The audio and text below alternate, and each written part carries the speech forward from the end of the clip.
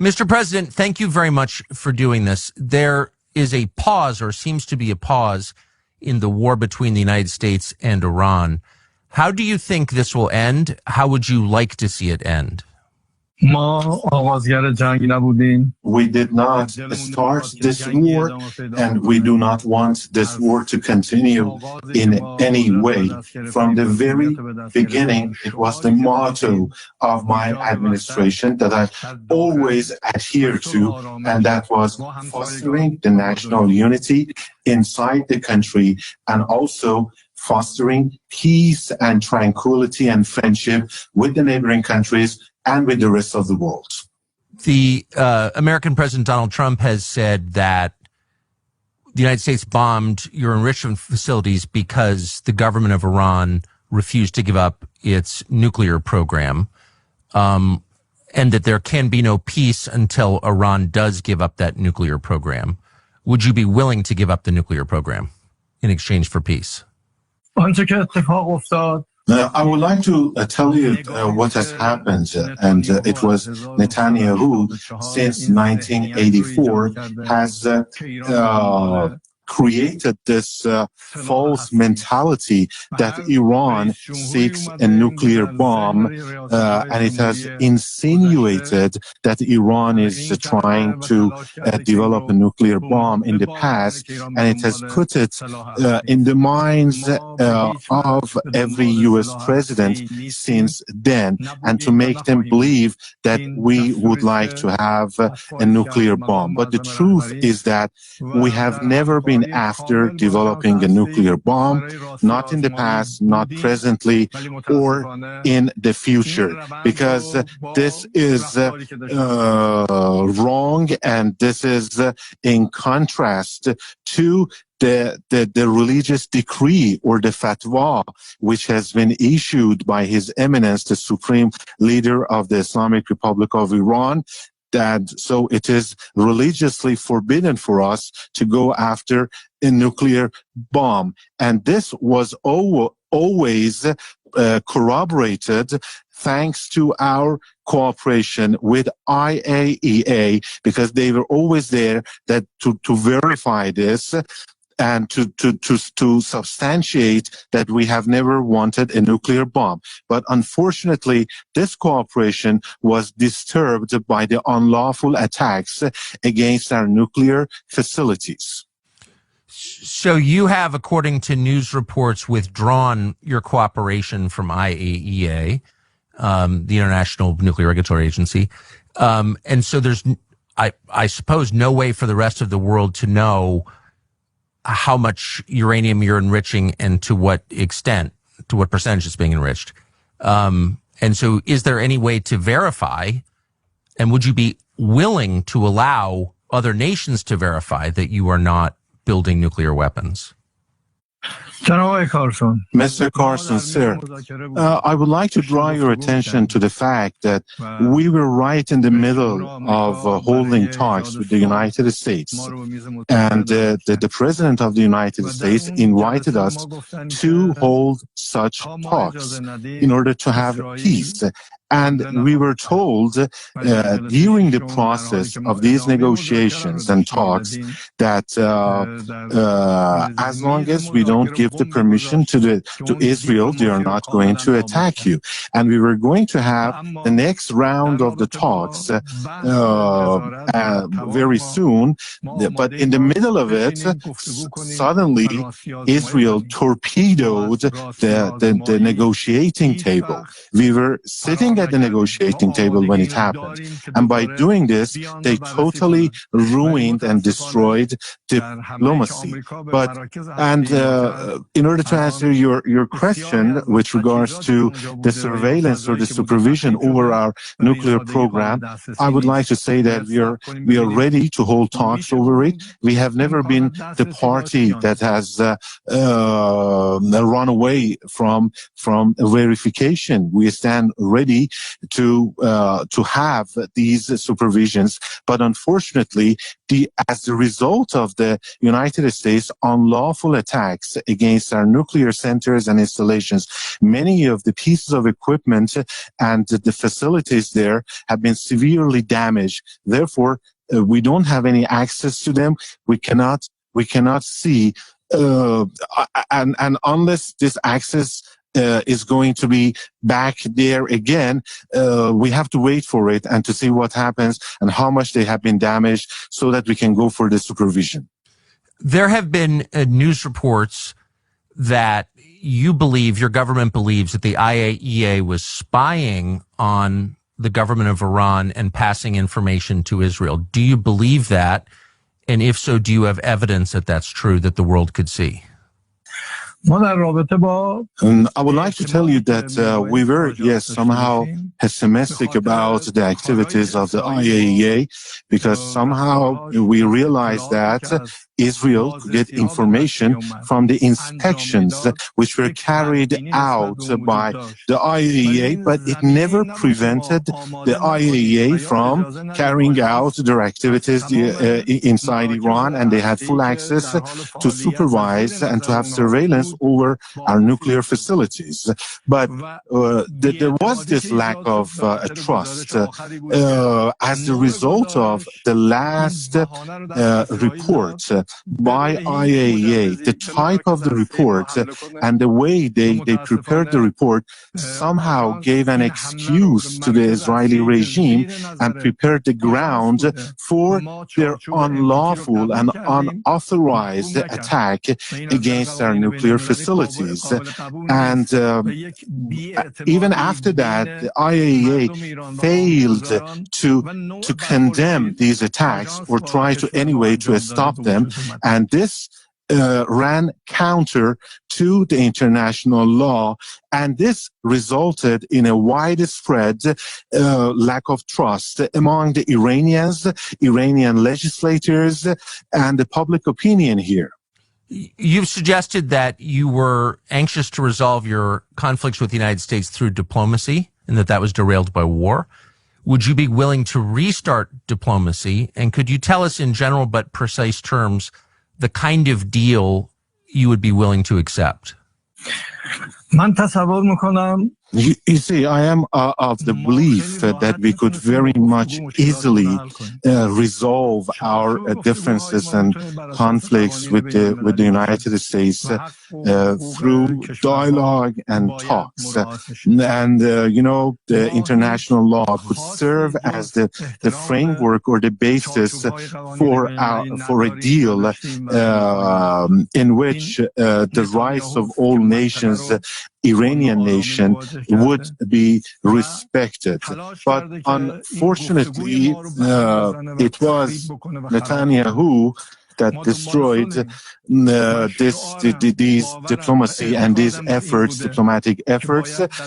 We have always, we never wanted anything beyond the respect for our rights, rightful rights, enshrined in international law. But as I said, it was Netanyahu that brought unrest to our region and is fomenting unrest and tensions in the region. As I have always said, we have always been after peace. It has been my motto. It has been my belief. It has been my heartfelt opinion that we need to live in peace and harmony during this short and limited time granted to us by God Almighty, to live in peace and tranquility with everybody. And everybody in the world should live like that. But I would also like, on the other hand, to reiterate that our people are capable enough to defend themselves in self-defense during any kind of attack. And I believe that the United States president can very well guide the region and the world to peace and tranquility, or, on the other hand, to lead it to forever wars. Do you have plans to re-enter negotiations with the United States? with envoy Steve Witkoff or anyone else? And if not, what do you think will happen? ما مشکلی برای مذاکره نداریم. We see no problem in re-entering the negotiations. But before that, I have to remind you that because of the atrocities by the Zionist regime, by Israel, not just against my country, but in the whole region, we are now facing a crisis. The people are facing a crisis that we need to put it behind ourselves. Our commanders were off duty. They were spending the night at their homes with their families, but they were killed. And this is considered a war crime according to the international law, because they were off duty, as I said. Or our scientists were also killed and assassinated along with their families and their wives and their children.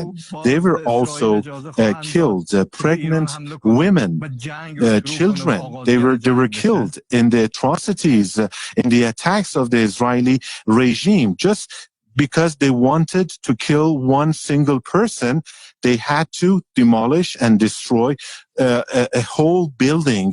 And as a result of this, a lot of innocent people were killed. A lot of people were killed.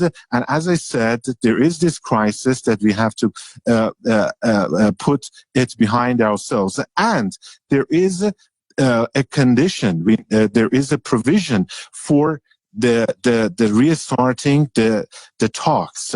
How are we going to trust the United States again? We re-enter the negotiations. Then how can we know for sure that in the middle of the talks, the Israeli regime will not be given the permission again to attack us? Do you believe the Israeli government tried to assassinate you? They did try, yes. And they acted accordingly, but they failed. And as a true believer, I believe that it is in the hands of the God Almighty to determine when a person will die or will not die. If he wills, the God Almighty wills, then you can die when you are walking freely in the streets. And but I would like to tell you that I am not afraid of sacrificing myself for in defense of my country and in safeguarding and defending the sovereignty, the freedom and the independence of my country. I'm willing to give my life, to give blood for that. And nobody here, I mean, none of the government officials is afraid of losing their lives in line of defense. But will it bring security to the region? I mean, bloodshed, more bloodshed, assassination, killing others. Will it bring peace and tranquility and stability to the region? With respect, can you tell us how you know that you were an assassination target? A week and a half ago, I don't believe I've seen that confirmed anywhere. How are you certain they tried to kill you? این آمریکا نبود، اسرائیل بود که این Of course, it was not the U.S. that was behind my the attempt on my life. It was Israel. I was in a meeting. We were discussing the ways to move forward. But thanks to the intelligence by the spies that they had, they tried to bombard the area that we were holding that meeting,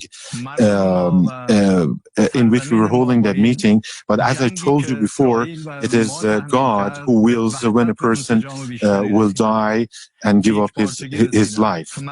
And once again, I would like to emphasize that we are not afraid of martyrdom. We are not afraid of sacrificing our lives for our people, for our independence. And I would like to tell you that this imposed war by the Israeli regime resulted in one thing, and that was more solidarity and unity amongst the Iranian people.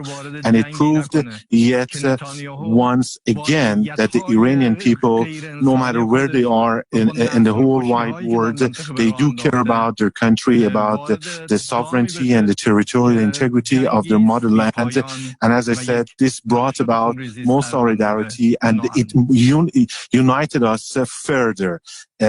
Thanks to this act of aggression by the Israeli regime. My proposal is that the U.S. administration should refrain from getting involved in a war that is not its war, that is not America's war. It is Netanyahu's war that is having its devilish machinations for the whole region. It has its own agenda. He has his own agenda, Netanyahu, I mean, inhuman agenda, and that is having forever wars that go on and on and on. And this is my proposal to the United States, not to be fooled by Netanyahu, not to be dragged into this kind of war. Many Americans are afraid of Iran. You say you're not afraid, but Americans are afraid of Iran. And they believe that Iran would like to strike the United States with a nuclear weapon. They see video of Iranians saying death to America, describing our country as the great Satan. What is your opinion of that? Should we be afraid of Iran? I believe that this is a very wrong impression that anybody might have of Iran or the Iranians. I would like to remind you that Iran has never invaded another country in the last 200 years. When they say death to the United States, it doesn't mean death to, they don't mean death to the people of the United States or even to the officials of the United States. They mean death to crimes, death to killing and carnage, death to supporting killing others, death to insecurity and instability. This is, have you ever heard that an Iranian killing an American? Have you ever heard that? Or a terrorist that was Iranian and he carried out a terrorist attack against the Americans? No, it was your president who confessed that the Americans created the ISIS in our region, and they were responsible for this wrong image that is portrayed of religion or the Muslims in the world. And once again, I would like to tell you and remind you that this is not death to the American people or to the officials. Death to crimes and atrocities, to bullying, to the use of force, and anybody who would like to become an accomplice in the crimes perpetrated by others. 2 Iranian ayatollahs have issued fatwas against Donald Trump. What does that mean exactly, and what do you think of it? To the best of my knowledge, they have not issued decrees or fatwas against any individual or against Donald Trump. And first off, it has nothing to do with the Iranian government or to His Eminence, the Supreme Leader of Iran. Or what they actually meant by the fatwa was in condemnation of an insult to a religion or religious personalities, and they were actually saying that this is deplorable, this is unacceptable. So it was not directed towards the U.S. president or any other individual, and there might be people with their own ideas and opinions, but I can assure you that the meaning of this fatwa should not be construed or considered as a threat against any individual. Has Iran ever backed an assassination attempt against Donald Trump?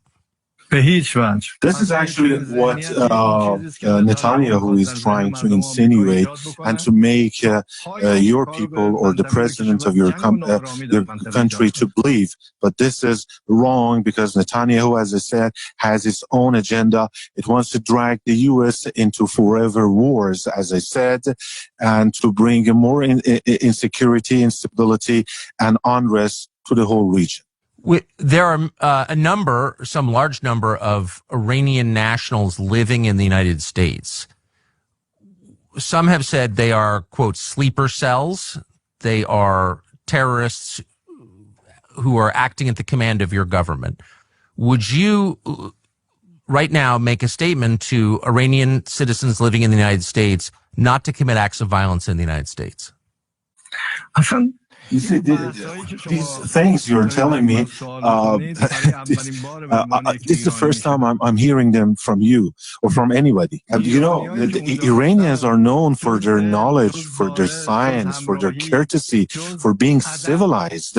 Have you seen otherwise from them, any other kind of behavior from them or any violent behavior? Has anybody ever seen anything from them? Yeah, as I said, this is what Israel is trying to put into your minds. They are propagating that Iranians might be capable of doing such a thing, but this is totally untrue because by nature Iranians are pro peace and tranquility, and they're trying to actually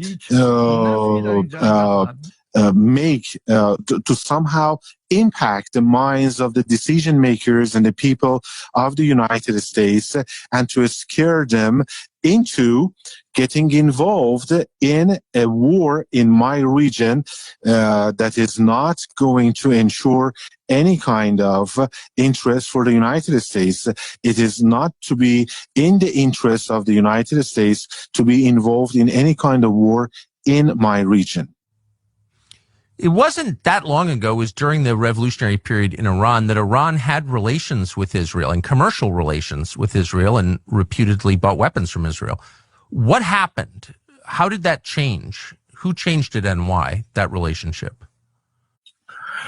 You know, Israel itself is to blame because just look at what they have been doing in the last couple of years in Palestine, in Gaza. What Netanyahu has been doing, killing women and children, bombing schools and hospitals and civilian and residential areas. This is nothing short of a full-scale genocide there. They have blocked the entry of food and medicine, any kind of humanitarian relief to Gaza. So this has adversely impacted the way my country and the whole region looks at Israel. And this, I mean, their own behavior and their own actions are to blame because this is unacceptable what they have been doing in my region. And as far as I know, we have never received any kind of weapon from Israel. And I would like to tell you, even at that time, we did not want to have weapons. We did not want to have wars. We did not want to fight the Iraqis. It was the war that was imposed on us. And just like the way that this war was imposed on us by the Israeli regime, we did not attack Israel. They attacked us. Can you imagine at the end of the diplomatic exchange with the United States a world in which American companies invest again in Iran, sanctions are lifted, there is peace in the region? Is that your goal, and do you think it's possible? You know, from the very beginning of my administration, I first tried to have the domestic solidarity and unity, further unity amongst the Iranian people. Then we tried to have better relations with our neighboring countries of Iran. And then I had this talk with His Eminence, the Supreme Leader of Iran, and during which His Eminence emphasized that there is no limitation and there is nothing preventing the U.S. investors to come to Iran and to make investments in Iran, even presently. There has never been any limitation, anything barring them from coming into Iran, and this is the belief of the Supreme Leader of Iran. But once again, I would like to tell you that it is Israel that does not want such things to happen in the region. Israel does not want to see peace and tranquility in the region. But I would like to once again repeat that the United States President, Mr. Trump, he's capable enough to guide the region towards the peace and a brighter future and put Israel in its place, or get into a pit, an endless pit or a swamp, and that is a war that Netanyahu wants the United States or the U.S. president to be dragged into. So it is up to the United States president to choose which path that I told you about. And as I told you, there is nothing preventing the commercial or industrial or economic activities by the U.S. Business people and investors. And of course, if there was a limitation, it was caused by the U.S. sanctions, not by us. Mr. President, my final question: if we wind up in a broader war, could you expect assistance from Russia and China, military and economic assistance from your allies, Russia and China? We have always put our trust in God, and in God we trust. And we are capable enough to defend ourselves and to stand on our own 2 feet and to defend our country, our territorial integrity to the last drop of our blood. As I have said again and again, we don't want wars. We don't want to develop a nuclear weapon, and this false image, this wrong mentality created in the minds of the U.S. decision makers and officials is because of the devilish machinations instigated by Netanyahu and the Israeli regime and its policies based on warmongering. And the U.S. president should know that another war will only spread more instability in the Middle East, and it is not going to be in the interest or in favor of the U.S. president or the U.S. government to move in that or towards that direction. They instead need to choose peace and tranquility, which is something that I am and my government and my country are after. And I also, as I said, I believe that the U.S. president is powerful enough to put Israel, to Netanyahu in their place, to contain them and replace warmongering, bloodshed, and conflicts with peace and tranquility. Mr. President, thank you for taking the time to explain your perspective. I appreciate it. Thank you very much for providing me with an opportunity to tell you about what is going on in my mind and in my heart. And I hope that peace and tranquility will prevail, not just for the people of the United States, for the U.S. officials, but for the whole world, and especially the people of my region. And thank you again.